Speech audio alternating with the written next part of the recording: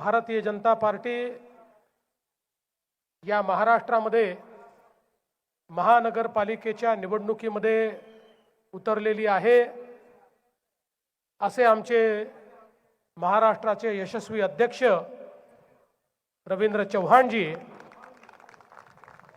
आपल्या कल्याणचे लोकप्रिय खासदार श्रीकांत शिंदेजी, आपल्या लोकप्रिय आमदार सुलभाताई गायकवाड, आमदार किसन कथोरेजी, आमदार राजेश मोरेजी, श्रीकांत भारतीय, जगन्नाथराव पाटील, नरेंद्र पवार, सुभाष भोईर, नंदकिशोर परब, गोपाळ लांडगे, नाना सूर्यवंशी, रेखाताई चौधरी, रेखाताई गुंटे, प्रल्हाद जाधव, राहुल दामले, अण्णा रोकडे, दीपेश म्हात्रे, संतोष केणे, मोरेश्वर भोईर, रमेश जाधव, मंचावरील सर्व मान्यवर आणि या ठिकाणी उपस्थित सर्व आमच्या लाडक्या बहिणींनो आणि तितक्याच लाडक्या भावांनो,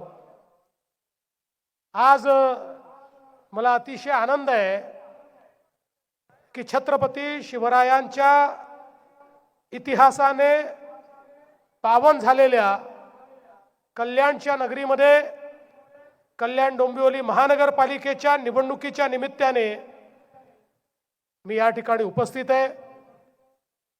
त्यामुळे छत्रपती शिवरायांना मी मानाचा मुजरा करतो आणि आज खरं तर मी तुमचं अभिनंदन करण्याकरता या ठिकाणी उभा आहे। निवडणुकीच्या पहिल्याच टप्प्यामध्ये कल्याण डोंबिवलीच्या नागरिकांनी महायुतीच्या 21 जागा बिनविरोध या ठिकाणी निवडून दिलेल्या आहेत। अर्थात यामुळे काहींना पोटदुखी देखील झाली आहे, पण मी त्यांना कालच सांगितलं, तुमको मिर्ची लगी तो मैं क्या करूं।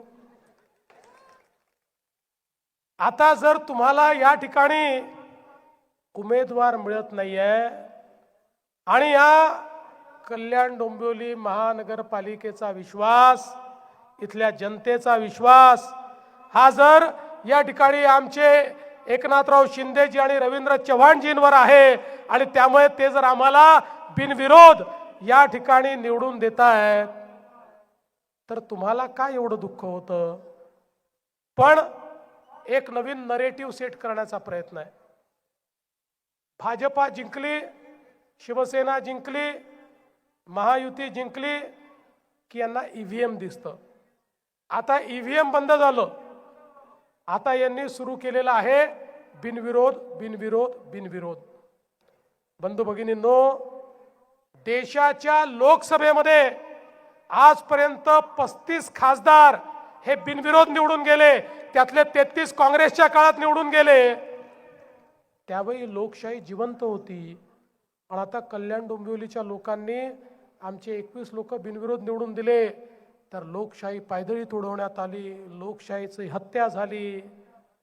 खऱ्या अर्थानं कुठेतरी या सर्वांनी आरसा पाहण्याची गरज आहे।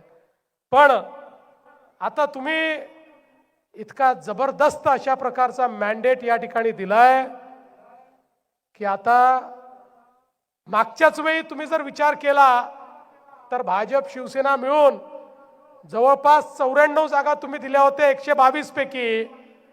आता तर आम्ही एकजूट आहोत, ताकद मोठी आहे, केलेली कामं आहेत। त्यामुळे कल्याण डोंबिवली महानगरपालिकेच्या इतिहासातला सगळ्यात मोठा विजय हा यावेळी मिळाला पाहिजे ही विनंती करण्याकरता मी आलेलो आहे। खरं तर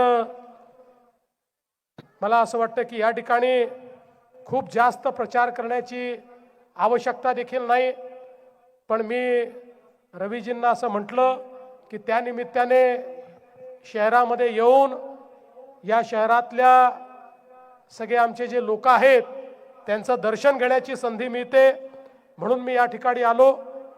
आणि आपल्याला माहिती आहे की कल्याण डोंबिवली हे केवळ एक शहर नाही किंवा एक महानगरपालिका नाही आहे. या शहरांचं एक आपलं अस्तित्व आहे, आपला एक इतिहास आहे, आपली एक संस्कृती आहे. या शहरांमध्ये ज्या प्रकारे एक मोठा सांस्कृतिक अशा प्रकारचा या ठिकाणी वास आपल्याला पाहायला मिळतो आणि म्हणून या शहराची जी ओळख आहे ही हिंदुत्ववादी शहर म्हणून या ठिकाणी या शहराची ओळख आहे. आणि मुंबई आणि कल्याण डोंबिवली तर सख्या भावांसारखे आहेत. मुंबई असेल, ठाणे असेल, कल्याण डोंबिवली असेल, या शहरामध्ये आज ज्या प्रकारे गेल्या 10-15 वर्षामध्ये आपण विकास केला तो आपल्या सगळ्यांच्या नजरेसमोर आहे. विशेषतः या देशामध्ये माननीय मोदीजींचं सरकार आल्यानंतर 2014 नंतर पहिल्यांदा देशामध्ये शहरांकडे लक्ष देणं सुरू झालं. यापूर्वी आपल्या देशात एक संकल्पना होती, भारत गावात राहतो, गावाचा विकास म्हणजे देशाचा विकास. संकल्पना चूक नव्हती, पण 70 वर्ष आमच्या राज्यकर्त्यांच्या लक्षात आलं नाही की गावासोबत भारत शहरात देखील राहतो. शहरात राहणारे जे लोक आहेत त्यांच्याही आशा आकांक्षा अपेक्षा आहेत, त्यांनाही काही सोयी हव्या आहेत, त्यांच्याही राहण्याकरता इज ऑफ लिव्हिंग तयार करण्याची आवश्यकता आहे. या भारतामध्ये 70 वर्ष महानगरांच्या क्षेत्राकरता, महानगरपालिकांकरता कोणत्याही योजना तयार झाल्या नाहीत. पण मोदीजी प्रधानमंत्री झाल्यानंतर मोदीजींनी या ठिकाणी शहरांकरता योजना तयार केल्या. मोदीजींनी सांगितलं, आपली जी शहरं आहेत ही शहरं रोजगाराचं केंद्र आहे, विकासाचं केंद्र आहे. देशाचा 65% GDP हा शहरात तयार होतो. अन्न, वस्त्र, निवारा, शिक्षण, आरोग्य, रोजगार याकरता लोक शहरामध्ये येतात.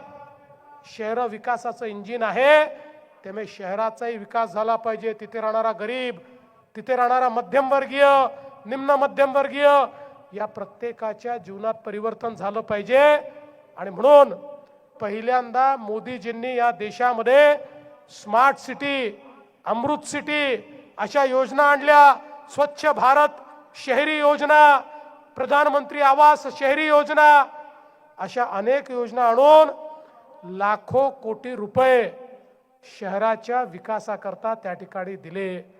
आज आपण पाहू शकतो, महाराष्ट्राचा जरी आपण विचार केला तर या महाराष्ट्राला माननीय मोदीजींच्या माध्यमातून जवळजवळ 50,000 कोटी रुपये शहराच्या विकासाकरता मिळाले. आज वेगवेगळ्या शहरांमध्ये पिण्याच्या पाण्याच्या योजना, भुयारी गटाराच्या योजना, या सगळ्या योजना अमृत सारख्या वेगवेगळ्या योजनांच्या माध्यमातून आपण तिथे करतो. आणि म्हणून आता या शहरांना एक आधुनिक चेहरा द्यायचा आहे. गेल्या 10 वर्षात आम्ही हा प्रयत्न केलाय. मगाशी खासदार साहेबांनी सांगितलंय, खरं आहे, जी MMR रिजनचा विकास करण्याकरता आपण तयार केली, ती MMRDA 2014 पूर्वी फक्त मुंबईमध्ये काम करत होती. काही शहरांना छोटं मोठं कर्ज देत होती, या व्यतिरिक्त ते कुठलंही काम त्या ठिकाणी करत नव्हते. पण आपण निर्णय केला, मी मुख्यमंत्री झाल्यानंतर सांगितलं, ही MMRDA बँक नाही आहे. महानगर क्षेत्रातनं पैसा उभा होतो, त्या महानगर क्षेत्रामध्ये मोठ्या प्रमाणात विकास करण्याकरता, तिथल्या विकास योजनांना निधी देण्याकरता, तिथे इन्फ्रास्ट्रक्चर तयार करण्याकरता MMRDA ची निर्मिती झाली आहे. त्यामुळे MMRDA आम्ही सांगितलं, महानगराच्या क्षेत्रात देखील आपल्याला पैसा खर्च करावा लागेल. आज मला आनंद वाटतो की मी आणि शिंदे साहेब आम्ही दोघांनी मिळून या MMRDAच्या माध्यमातून MMRDAच्या क्षेत्रात, महानगराच्या क्षेत्रामध्ये 4 लाख कोटी रुपयाची कामं आता सुरू केलेली आहेत. या क्षेत्रामध्ये दळणवळणाची साधनं असतील, या क्षेत्रामध्ये वेगवेगळ्या प्रकारे पिण्याच्या पाण्याच्या योजना असतील, रस्त्यांच्या योजना असतील, मेट्रोची योजना असेल, अशा अनेक गोष्टी या ठिकाणी आपण MMRDAच्या माध्यमातून केल्या. आताच श्रीकांतजी सांगत होते, 3 मेट्रो आपण या कल्याणमध्ये आणतो. संपूर्ण MMRचं क्षेत्र हे मेट्रोचं असं जाळं आपण तयार करतो. आपण बघा, जे पूर्वीचं सरकार होतं त्या सरकारमध्ये 11 वर्षात त्यांनी मुंबईमध्ये 11 किलोमीटरची मेट्रो तयार केली.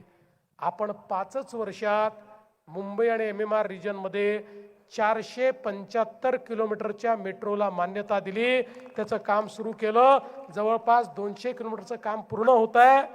मध्यंतरी जर स्थगितीचं सरकार आलं नसतं तर कदाचित आतापर्यंत खूप काम झालं असतं. पण आपल्या आशीर्वादाने पुन्हा आपलं सरकार आलं, शिंदेसाहेब मुख्यमंत्री झाले आणि अत्यंत वेगाने ही सगळी कामं आम्ही सुरू केली, ती कामं आम्ही पूर्ण केली. आज मेट्रोचं मोठं जाळं हे या MMRच्या क्षेत्रामध्ये आपण त्या ठिकाणी तयार करतो. यामध्ये आपल्याला कल्पना आहे की आपली लाईफलाईन जी आहे ती आपली लोकल ट्रेन आहे.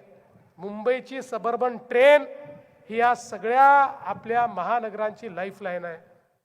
आणि मोदीजींच्या नेतृत्वात ज्या प्रकारचं परिवर्तन या आपल्या सबर्बन रेल्वेमध्ये झालं, प्लॅटफॉर्म मोठे झाले, स्वच्छता आली, नवीन डब्बे आले, एस्केलेटर्स लागले, स्टेशन्स मोठी झाली, स्टेशन्सचा विकास झाला, लोकांकरता ॲम्युनिटीज तयार झाल्या.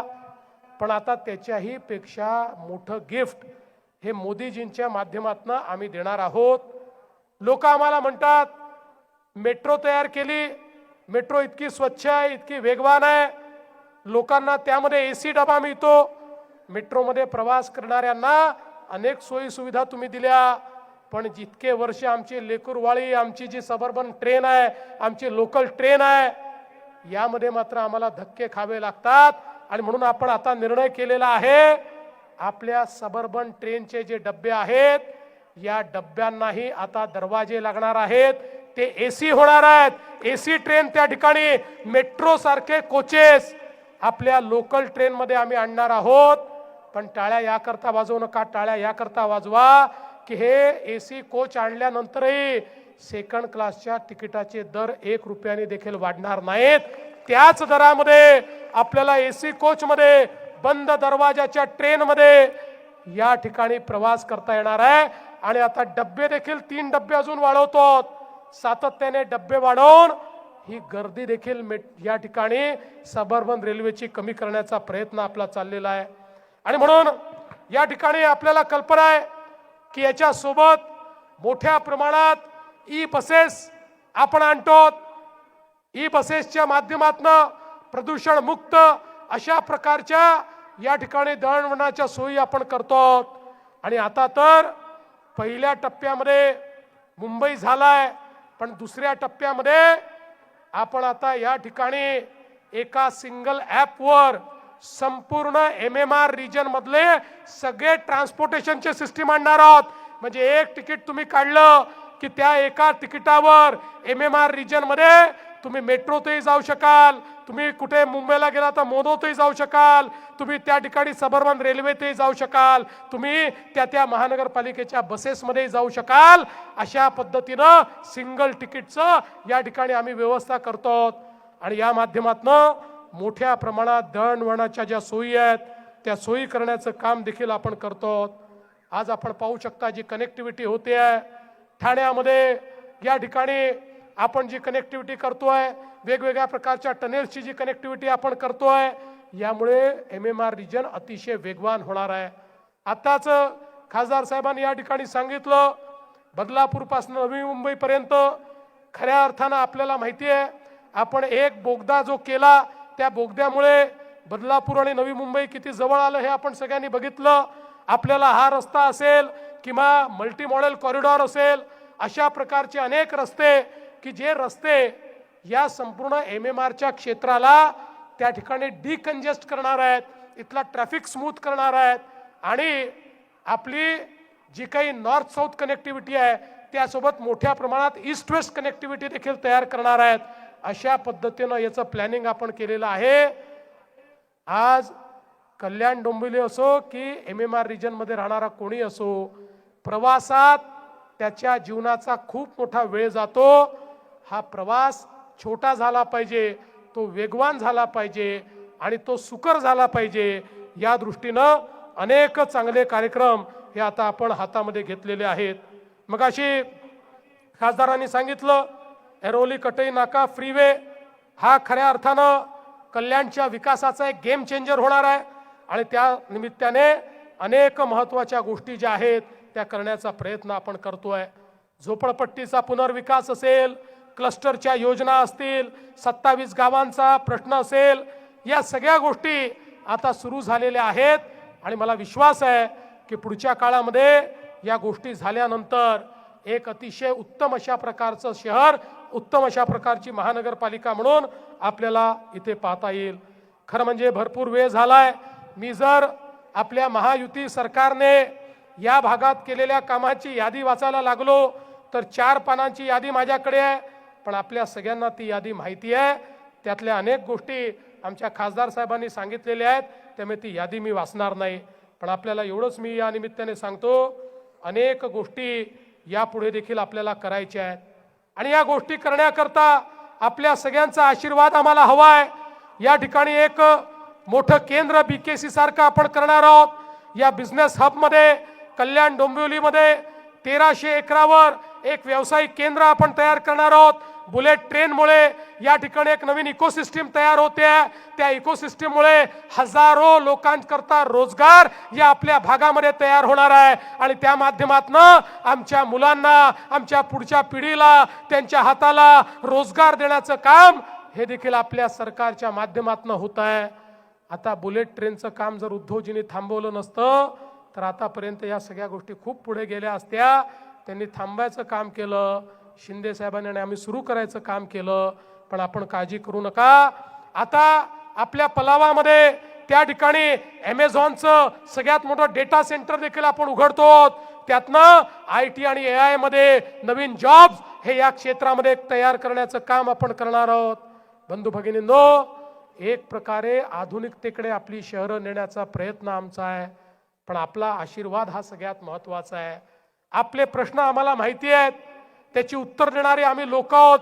उत्तर केवळ आम्ही देत नाही तर ते करून दाखवतो, त्यातल्या अडचणी आम्ही दूर करतो आणि म्हणून माझी तुम्हाला विनंती आहे, 21 तर दिली आहे, पण अभूतपूर्व अशा प्रकारचा आम्हाला मॅन्डेट हवा आहे। एक असं मॅन्डेट की ज्या मॅन्डेटने सांगितलं पाहिजे की हो, अख्ख्या कल्याण डोंबिवलीचा विश्वास हा केवळ आणि केवळ महायुतीवर आहे। आमचा विकास करणारी केवळ आणि केवळ महायुती या ठिकाणी आहे आणि म्हणून मी तुम्हाला एवढीच विनंती करतो, येत्या 15 तारखेला मतदान केंद्रावर गेल्यानंतर, आता 21 ठिकाणी तर मतदानच करायचं नाहीये, पण बाकी ज्यांना मतदान करायचं आहे 15 तारखेला मतदान केंद्रात गेल्यानंतर 4-4 मतं द्यायची आहेत। त्यामुळे मशीनवर बघायचं, जिथे कमळ आणि धनुष्यबाणाचं बटन दिसेल ते बटन दाबायचं, बाकी फारशी चिंता करायची नाही। ते बटन दाबून तुम्ही बाहेर यायचं। मी तुम्हाला विश्वास देण्याकरता आलो आहे। 15 तारखेला कमळाची आणि धनुष्यबाणाची चिंता तुम्ही करा, 16 तारखेपासनं तुमची चिंता मी, शिंदे साहेब, आमचे अध्यक्ष या ठिकाणी रवींद्र चव्हाण